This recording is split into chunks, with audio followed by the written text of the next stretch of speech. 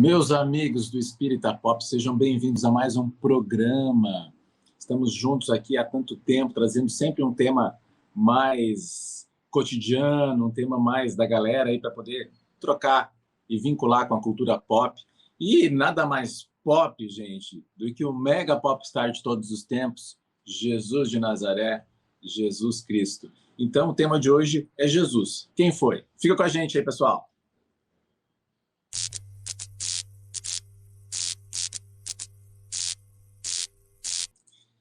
E aí, meus amigos, vocês estão bem? Estão se cuidando? Está tudo certinho? Estão trabalhando no bem? Como é que está aí a vida, apesar dessa situação da pandemia, né? Arrefeceu um pouquinho, mas, gente, cada dia é uma oportunidade. E para nós falarmos da oportunidade, nada melhor do que a gente compreender aquele que ditou, de certa forma, um caminho para que a gente pudesse ascender. Vamos lembrar que o próprio Cristo diz que ninguém vai ao Pai senão por mim. E aí, será que é todo mundo que tem que ser cristão, todo mundo tem que ser evangélico, espírita, católico? E aí a gente já começa falando por aí que Jesus criou um caminho que é para todos. Por que é para todos, gente? Porque lá no Evangelho segundo o Espiritismo nós vamos ter aquela mensagem de Allan Kardec muito bonita falando que fora da caridade não há salvação. Porque ele quer dizer que não é fora da verdade, não é fora da igreja, ou seja, igreja aqui, comunidade cristã, palavra grega. Então, né, que quer dizer comunidade. Então, a gente tem aqui o sentido claro de que existe um caminho a ser trilhado e que a caridade é o passaporte para a nossa ascensão espiritual. E quando a gente tem esse passaporte, a gente está associado ao Cristo. Então, primeiro aspecto importante aqui, pessoa lá, o índiozinho na floresta, nunca ouviu falar de Jesus, vai chegar através de Jesus? Vai, porque Jesus é Cristo dele também. Jesus está mandando para ele as oportunidades para a sua evolução, através de uma organização gigantesca que a gente sabe que existe na Terra, né? Vamos lembrar lá em Brasil, coração do mundo, Jesus, de uma forma poética, narrada por Humberto de Campos, vai conversar com o Léo, né, que é responsável pelas causas sociológicas do planeta, e vai perguntar de onde se via a imagem do cruzeiro, né, a imagem da cruz. E aí, nas palavras lindas do grande escritor brasileiro e maranhense, aí um abraço pessoal do Maranhão, Humberto Campos, ele vai pairar sobre aquilo que viria a ser o Brasil, vai fazer uma cruz de luz, né, que vão ser as nossas fronteiras, norte, sul, leste, oeste, Oiapoque, Chuí, na lateral já não sei, gente. O Flávio vai me zoar depois. Mas, enfim, ele está ali envolvido com daquelas pessoas que eram as responsáveis. E numa entrevista, Legião da Boa Vontade, que Chico Xavier dá, ele vai falar que Jesus tem seus 72 ministros, né, trabalhando no planeta e organizando as esferas nos mínimos detalhes. Outra mensagem de Chico Xavier nós vamos ver, por exemplo, para a gente entender como é que funciona essa lógica. Não, aconteceu um acidente, o burrinho deu um coice numa pessoa e a pessoa veio a desencarnar por causa daquele coice. E aí vieram tarefeiros questionar o benfeitor da rua.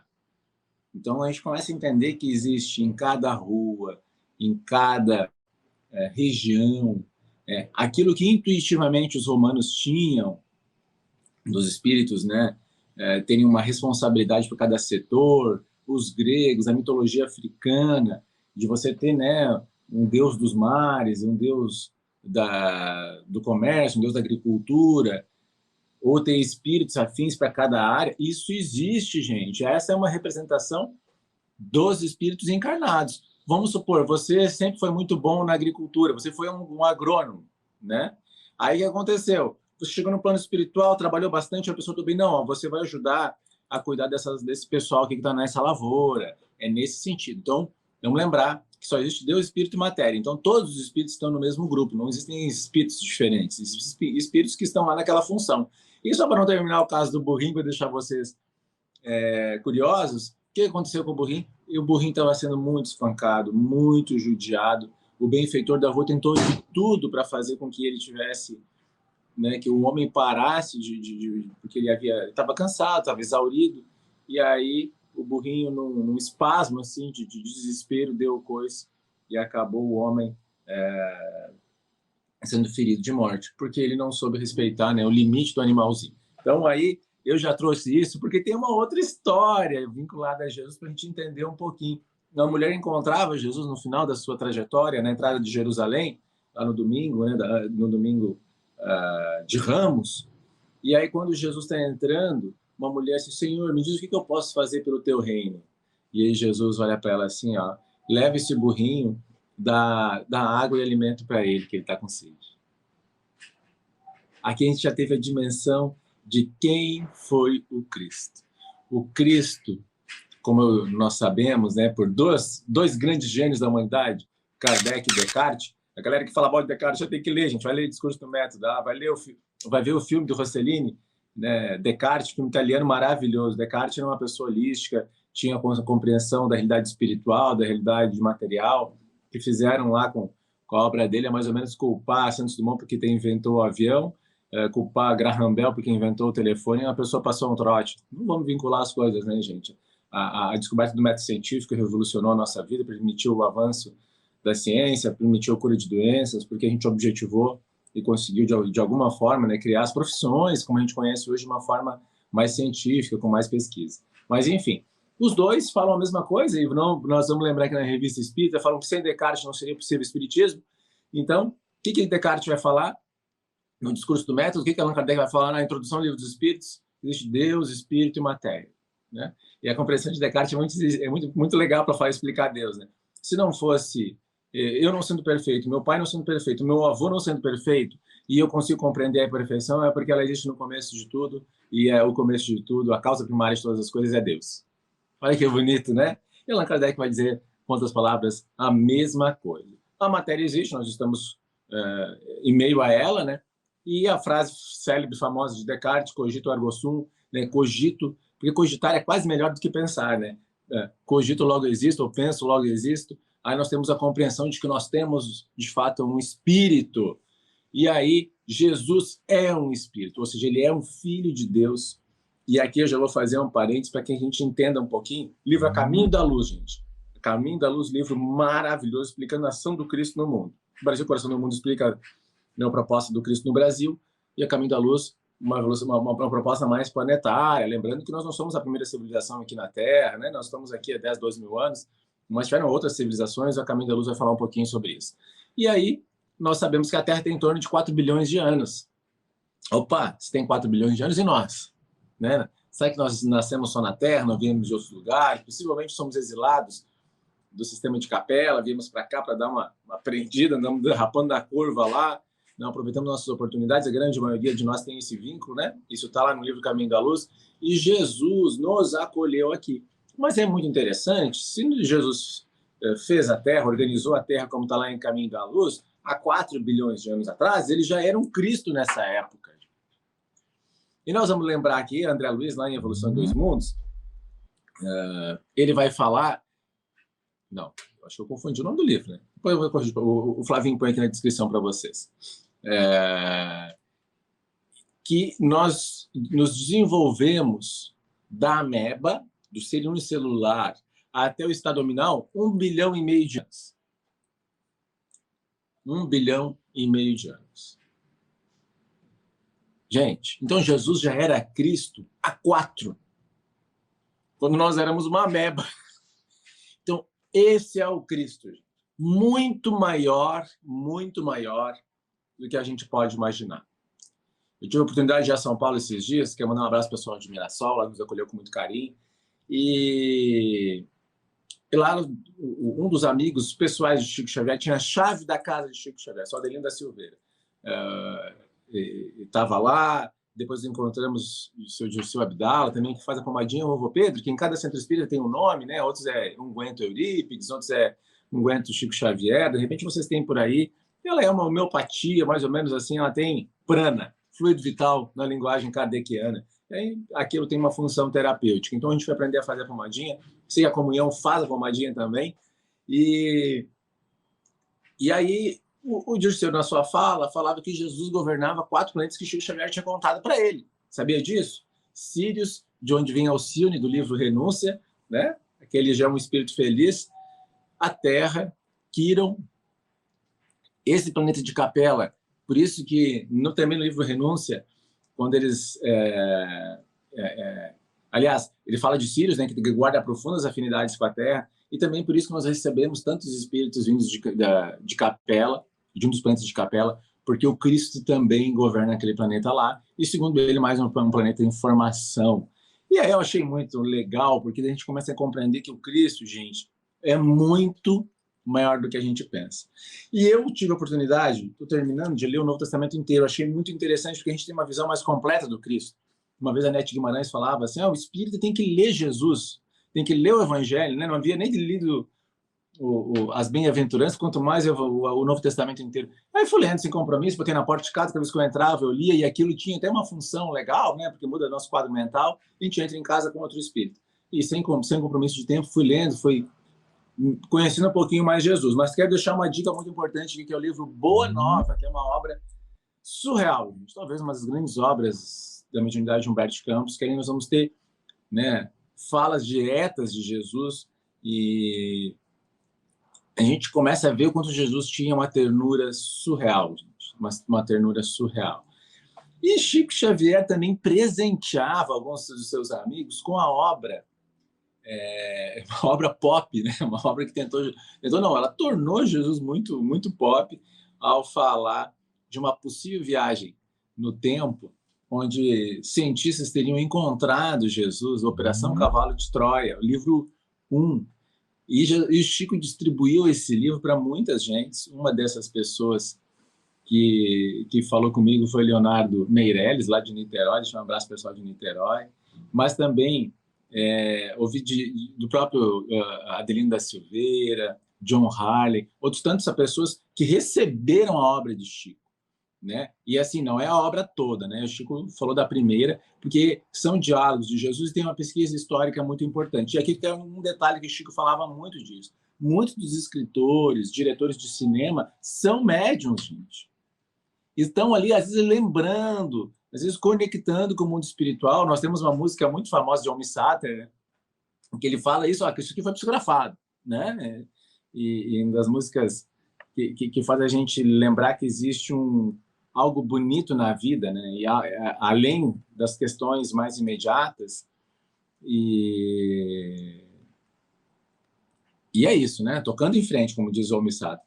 Então, assim, gente, Jesus é muito amplo, né? Quando a gente fala quem, a gente quer definir, né? Não, aqui a gente quer apresentar uma compreensão maior, esse espírito de mais de 4 bilhões que já é Cristo, que vem à Terra. E aí, no livro Operação Cavalo de Troia, que tem um audiobook muito legal, o narrador é fantástico, uma voz maravilhosa. A gente tem uma dimensão um pouco mais precisa dos hábitos da época, né, de como era a estrutura da sociedade judaica, porque é uma pesquisa muito profunda, mas também é muito importante lembrar que Chico disse que ele não teria como criar aqueles diálogos, que de alguma forma aquilo é verdade, né, boa parte dos diálogos, porque botar a palavra na boca do Cristo é uma coisa muito complexa, né, gente? E a gente começa a estudar um pouquinho, começa a perceber que existe, de fato, para você compreender o pensamento de Jesus, uma necessidade de vinculação pelo sentimento. Por isso que às vezes pessoas que têm pouco estudo, quando falam de Jesus e têm uma vida moral muito, muito bonita, de trabalho no bem muito bonita, acaba conseguindo tocar as pessoas muito mais do que aquela pessoa que tem o verniz da oratória, mas tem o coração vazio, né? O coração oco. Porque não existe, isso é outro aspecto importante, né? Como nós temos cristãos de gabinete. Se nós não tivermos contato com a pobreza, se nós não estivermos em auxílio dos necessitados, em auxílio dos sofredores, se nós não estivermos ajudando as pessoas a despertar a sua consciência para ação prática e concreta no bem, gente, a gente veio aqui no mundo material, né? Então, o nosso compromisso com o Cristo é um compromisso de levar a sua mensagem àqueles mais necessitados. E aqui eu vou falar um caso que eu já comentei em outras oportunidades antes, que é a história de Pedro, que estava desacorçoado com os trabalhos na Casa do Caminho. Lá no livro Paulo Estevão, a gente tem esse cenário muito mais bem definido, né? Porque é o primeiro hospital da Terra, né? No sentido cristão. Por isso que aí as comunidades cristãs, de uma certa forma, fazem hospitais, acolhimento de pessoas, porque Jesus, na parábola do bom samaritano, se refere a uma pessoa que que cuida de alguém que tinha sido assaltado, leva para uma hospedaria, né? E essa hospedaria ele paga as pessoas para continuar cuidando dele, e na volta ele organiza isso. Eu brinco todo mundo que Jesus criou o hospital, criou o SAMU, botou no cavalo, né? A primeira ambulância da história foi aquele cavalinho que levou o samaritano, aliás, que levou a pessoa assaltada, né? Pelo samaritano até a hospedagem. Ali se configurou a história a ideia de construir um hospital. E assim, a Casa do Caminho, de certa forma, é o primeiro hospital, acolhe pessoas que estavam ali moribundas na cidade de Jerusalém e de alguma forma precisando de amparo espiritual também. Mas isso gerou problema, né, gente? Porque dá trabalho. E Pedro estava muito recursoado querendo ir para Antioquia e ficar com Paulo de Tarso. E aí, em dado momento, as disputas, questões políticas, questões de uma associação, que a gente sabe que acontece, Jesus aparece para Pedro, abre a porta do quarto de Pedro, quando Pedro levanta os olhos, está Jesus entrando. E olha a frase de Jesus, gente. Pedro, atende aos filhos do Calvário. Então, gente, vamos atender as pessoas que estão em necessidade, vamos se preparar para isso, vamos dar o passe, vamos entrar no trabalho social. Se você não tiver, ainda se te exigirem muito estudo para você participar de um trabalho social, e assim, mas eu posso cortar o pão, eu posso varrer o chão lá do trabalho, porque eu quero estar lá dentro. Vamos fazer a nossa vida ter sentido e propósito cristão. Não existe nenhum presente maior do que Cristo no coração. Eu precisava questionar, deve ser um cara muito bom, um bom filho, coisa. Gente, não sou nada disso. Mas eu brinco com uma amiga minha, é por conhecer o lado ruim que a gente acaba querendo olhar para aquela luz e dizer, é por esse caminho que eu vou. Eu posso estar longe, mas eu não paro. Eu posso tropeçar, mas eu não desisto. E foi isso que Jesus nos disse. Todo aquele que perseverar vai ser salvo. Ou seja, vamos embora, gente. E assim, uma dica para a gente poder fazer esse trabalho de uma maneira muito legal. Acaba com o melindre, se alguém te avisar que você precisa ser melhor, aceite de coração. Isso é muito importante, né? E a partir daí, então, a gente consegue criar uma estratégia de crescimento pessoal, e a leitura do Evangelho é fundamental para que a gente faça isso, gente. O Evangelho segundo o Espiritismo de Allan Kardec nos proporciona todos os dias uma pérola nova para a gente poder fixar em nós certos recursos evolutivos. E um deles, assim, acordou, pega um evangelho, lê um parágrafo, de noite a mesma coisa, e pode perceber, gente, às vezes não tem o menor sentido aquele parágrafo no dia, o que isso tem a ver? Chega lá, 4 da tarde, pá, vou tomar aquela atitude porque eu tenho razão, coisa e tal. Lembro do Evangelho. O Evangelho antecipa as consequências dos nossos atos, né? Então, cada amigo, se nós pudermos levar a mensagem de Jesus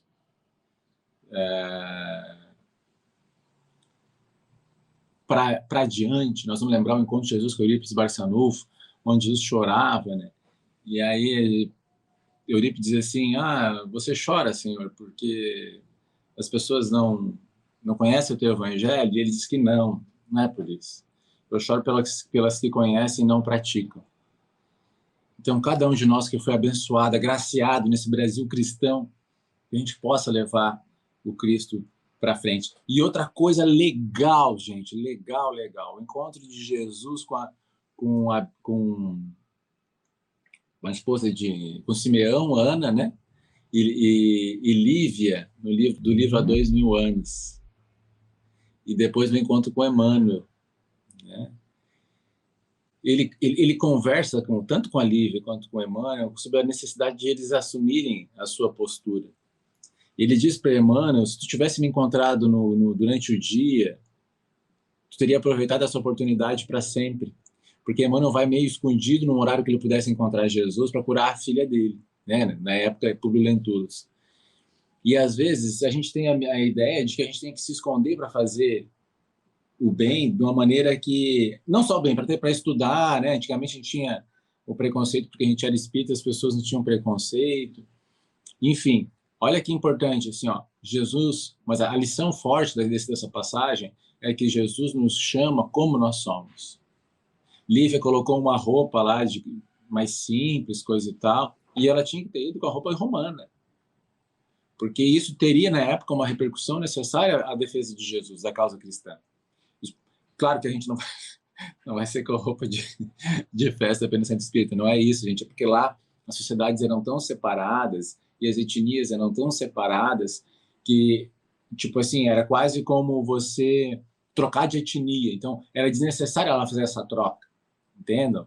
Mais ou menos isso aí. Então, se ela fosse como romana, ela estaria levando uma mensagem de como romana ela também segue o Cristo, e isso para a época era muito importante. Mas a grande lição dessa fase, dessa situação, é que ela não precisaria se mudar para ir encontrar Jesus. Ou seja, mudar a nossa personalidade, né? A gente tem que ser a nossa melhor versão, evidentemente, mas não mudar a nossa personalidade, porque Jesus espera justamente o que nós somos. Se nós somos bons com números, Jesus espera que nós coloquemos a nossa capacidade matemática em prol do bem comum. Se nós somos bons com as letras, que nós coloquemos, né, o nosso recurso de comunicação em prol do bom comum, do bem comum. Se nós somos pessoas expansivas, Jesus espera que a nossa alegria, a nossa capacidade de atingir as pessoas também gere engajamento. Se nós somos mais calmos e serenos, Jesus espera que a nossa serenidade contagie as pessoas à nossa volta. Ou seja, Jesus nos quer como nós somos. Isso é maravilhoso, gente. Tu não precisa mudar para seguir Jesus. Só precisa ser a tua melhor versão. E o Evangelho é um caminho maravilhoso de ascensão espiritual. Que tu possa contar com o Cristo, tanto quanto Ele conta conosco na construção do mundo de regeneração que está próximo. Não perde tempo. Jesus, né, foi o maior ser que pisou na terra em todos os tempos, é o amor das nossas vidas, nosso irmão maior, né? E nós pedimos a Ele que abençoe a cada pessoa que estiver nos assistindo, que estiver nos acompanhando nesse canal aqui da comunhão, no nosso programa, e que simplesmente você possa abraçar seus pais, né? Abraçar seus irmãos, construir esse entendimento em casa também, que é fundamental, porque a paz cristã ela provém do lar, embora nem sempre eles vão nos compreender, né? Nós temos a passagem de Jesus, onde ele pergunta quem é minha mãe, quem são meus irmãos, né? Porque realmente, às vezes, as pessoas não compreendem nossos propósitos, a nossa missão, mas de alguma forma nós estamos comprometidos com a evolução deles, com o carinho para com eles. Mesmo que isso seja muito desafiador, eventualmente, nós estamos comprometidos. E assim, eu tenho uma dica para dar para vocês. Todo mundo que a gente deixar para trás, a gente vai ter que voltar para recuperar. Então, assim, fazer o bem, né? Evidente que às vezes as pessoas fazem maldades que a gente tem que se afastar, porque a gente não pode se colocar em risco, ok. Mas orar, pedir perdão quando a gente errou e colocar sempre em pauta os mandamentos, né, cristãos, que são os 10 mandamentos associados com aquele que Jesus nos disse que era um novo mandamento, que a gente não se amasse mais só uns aos outros, mas que a gente se amasse como Ele nos amou. Então, Jesus, isso, gente, é a figura máxima do amor encarnado na Terra. Que Jesus esteja contigo. Ele te ama muito mesmo, porque tu é um filho amado dele, que ele acompanhou desde que era um projeto de Deus, um sonho de Deus. Ele que nos lembrou que Deus poderia tirar os seus filhos das próprias pedras, mostrando que a evolução, de fato, ela caminha do mineral até o anjo.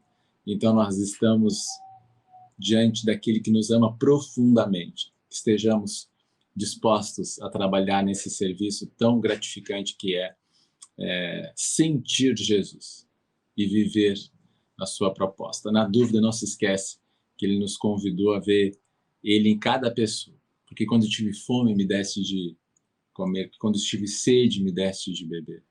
Quando eu tive nu, me vestistes. Quando eu tive enfermo e na prisão, foste me visitar. Porque tudo que fizestes a um destes pequeninos foi a mim mesmo que o fizestes. Paz do Senhor, estejam com Deus. Tamo junto, galera. Até mais. Beijo no coração de todos.